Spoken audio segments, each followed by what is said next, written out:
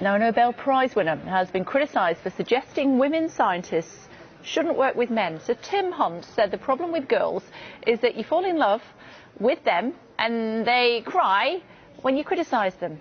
He admitted being a chauvinist pig, but does that excuse his comments? Well, with us is columnist and broadcaster Milo Yiannopoulos, as you can see, and also Dr. Emily Grossman, who is a maths and science teacher and tutor. Who'd like to start, Doctor? I think the issue here is that his comments are irresponsible in an environment where there is such a strong gender imbalance still in the sciences. I work as a teacher and tutor, and I am really passionate about encouraging young women, girls at school, to study science, to go into sciences, and there's still an environment where a lot of young girls still feel that science isn't for them. There's a historical reason for that. Back in the Renaissance time, women were told that their brains were too soft to house a powerful skull, that exercising our brains would shrink our ovaries. We're still coming back from that, and we're in an environment where we're desperately trying to dispel these stereotypes, to dispel the image that science and maths is more for boys than it is for girls. And these types of comments, potentially harmless in terms of intent, are actually really reinforcing these stereotypes that we're trying to get away from in terms of encouraging girls to go into science as a career.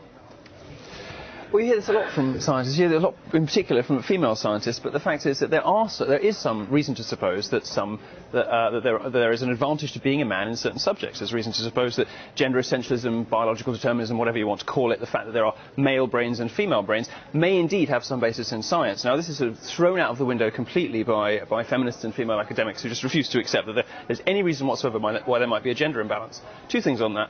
One, actually the science is very much still out on that. And two, if you look at equality in society, if you look, for example, at Bangladesh versus Norway, what you notice is the number of women in science and technology subjects actually goes down as societies get more equal, because women simply don't make the same choices that female academics and feminists would like them to. Women actually don't want to go into the sciences on the whole, and when they have every option available to them, they tend to choose not to. I don't think that's the issue. I think it's about confidence. I think women suffer. Again, we're not talking about all women, we're talking about some women, we're talking about some men, from lack of confidence and from something called imposter syndrome, where we attribute our successes to external factors and we lack the confidence to actually believe that we are good enough to do it. Sorry to interrupt you, but if you're going to get put off a career in science because of an offhand comment from a Nobel Prize winner, how committed were you really in the first place to being a scientist? I mean, women learn in a very different way. Women learn, again, not all women, but majority of women learn in a way that's supportive, that's nurturing, that's encouraging. I see that in the students that I teach. I see the girls that I teach go into mixed-sex sixth forms and get totally put off because they're in a sink-or-swim environment, they're in a competitive environment, they're too frightened to put up their hands and ask. So we shouldn't have competitiveness in science. Competitiveness in science is bad. We should segregate the sexes, really. That's what you're saying, isn't it? Absolutely not. Much better, in fact, if what Tim Hunt said was exactly true. What you're saying is that gender segregation would be a good thing. You're saying mixed classes, the competitiveness is bad for women. So maybe he's right. Maybe we should separate labs out into female scientists and male scientists. That seems to be what you're saying. It's important for women to be able to compete in a male environment, but it's important to help those women, to support those women in terms of confidence and in terms of self-belief, because women are more naturally self-reflected. Again, not all women, a lot of men are like this too. It's sort of a weird sexist position to take, isn't it? So women can't really take it, so we need to be extra specially careful around them. It's different for gay men and lesbian women? Well, it's brilliant being a gay man because you can get away with murder. You can do anything. I mean, there's the one respect in which identity politics is brilliant. You know, as a gay man or a lesbian, you can basically get away with murder. You can be bitchy, you can be sarcastic, you can be rude and abusive, and you can do whatever the hell you like, and nobody complains.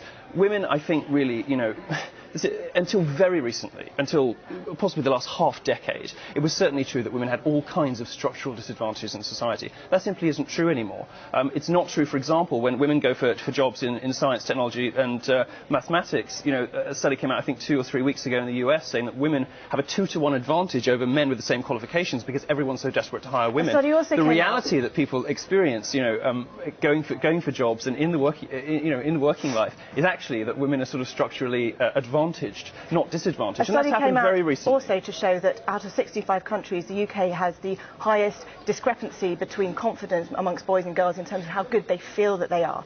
Girls are coming out of school and not going into those careers because they feel they're not good enough, they feel they're not welcomed. But women are in the majority at those very skills, Sorry. those very qualities that, yes, women do cry, some women cry. I have cried when I've felt out of my comfort zone, when I have felt afraid, but actually that didn't make me any less good. I cried when I came out of all my exams at Cambridge, and I did better than the boys. And actually women cry because they're sensitive. Again, not all women, some women, lots of men too, because they're sensitive, because they're self-reflective, because they're empathic, because they're passionate, and they're willing to take on criticism, they're willing to look at themselves. Excuse me? So Tim Hunt's right. He's right that women cry, but the implication that that makes us at a disadvantage, that puts us in as people who shouldn't be going into... I don't think he made that implication. What he was saying is that he finds... to make that kind of comment in an environment when he never said that makes women less competent. What he said was he finds it personally a distraction. He said that he finds it a distraction in science. Rather than women. And he's a silly old man who doesn't understand the latest, the latest sort of feminist politics on this. What is he? 73 years old? We can't expect him. Septuagenarian. Right. We can't expect him to be up on the, all of that kind of stuff. He's in a position of responsibility. What we're witnessing really is a comment that would be perfectly unobjectionable if it were over the dinner table, or if it was, for example, your own granddad. It wouldn't be unobjectionable if there were young girls present who were studying maths and science at school. And Andrew Short has tweeted to say, is it because he's made these comments because, leaning to your point, because he's a septuagenarian and he's from a bygone era, sexism in the modern world has no place, but he is an old man, and so do we have to forgive him? Of course, I'm not talking about him and his comments as him as a person. I'm talking about what it does in terms of the environment that we're bringing girls up into, and a responsibility that people in positions of authority like he is to actually not perpetuate these negative images about women. It's really damaging. When girls do a maths test in an environment where they've been told that they're not going to be as good as girls, if they do a maths test in that environment and they identify themselves as girls, they actually write their name as female on the test, they won't do as well in that environment. Yeah, but you see, you're conflating two different things. It is true that teachers in general mark boys down, but it's true that in STEM subjects they mark boys up. When you sort of do the blind test, when teachers know the gender of the person who's studying, boys get mocked up in the sciences. I'm not talking about that. I'm talking about the stereotype threat, which is when girls identify themselves as being female by writing their own name on the top of the test, they will do worse. It has been shown that they will do worse because they know that they feel that they will probably fail. Better at university. More girls are going. Well, okay, so we have to ask. Girls perform better at university. You have to ask if this is really a problem. More women are going to university. They're getting higher grades at school. They're getting higher grades at university. 20% of all more A-level women graduate. Women in their 30s 20%. earn more than men for the same work in their 30s in the UK and the US now. They are 2 to 1 more likely to get a job with the same qualifications.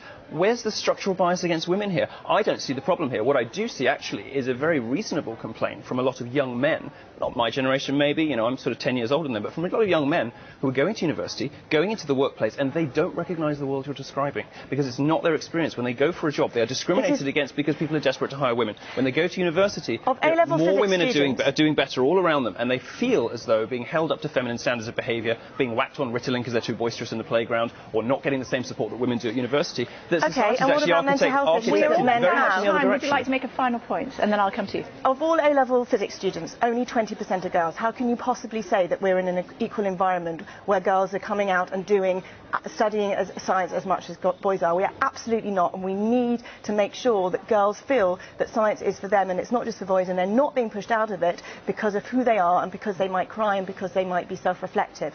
But this is based on an assumption that there ought to be some kind of gender parity. My suggestion is that there isn't. We don't complain when women dominate subjects like nursing. We shouldn't complain when men dominate subjects like physics. We're going to have to leave it there. We could chat for another hour on this. Milo, Doctor, thank you both very much indeed for joining us here on Sky News. We'll continue this discussion on Twitter. Women should not be in a science lab because they cry and fall in love, says a septuagenarian biochemist. What do you think? You can find out what my guests think on Twitter as well. Dr. Emily Grossman at Nero. Send us your thoughts at Kay Bowley if you would like to. We've got all today's top stories.